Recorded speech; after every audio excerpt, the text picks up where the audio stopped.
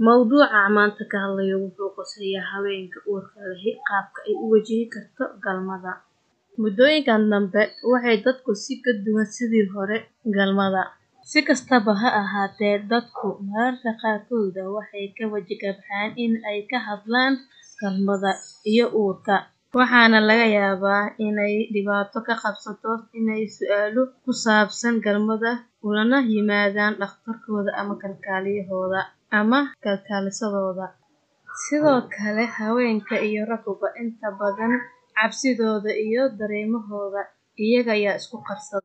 Waxaana laga yaabaa inaad dareento daal, niyad jab, kacsanaan, farxad, diiqad, rajo, cabsi, hooyonimo iyo qurux lub ah, soo jiidasho la'aan.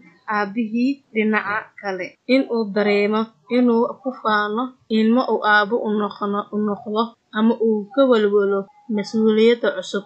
Waxaa laga yaabaa in uu dareemo in uu adiga iyo ilmaha kobcaya difaac idin noqdo, ama uu ka masayro culayska saarida uurka cusub. Isbeddeladan dabiiciga waxaa laga yaabaa inay saameeyaan sida uu midkiinba midka kale ka dareemayo iyo rabitaanka galmada. Shayga ugu muhiimsan maahan waxa aad dareemaysid iyo sida aad u malaynaysid in uu xun yahay, ee waa isla wadaagidda dareemahaas.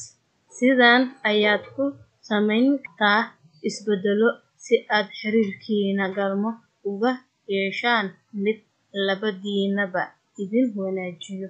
Waad ku mahadsantahay daawashada muuqaalkan.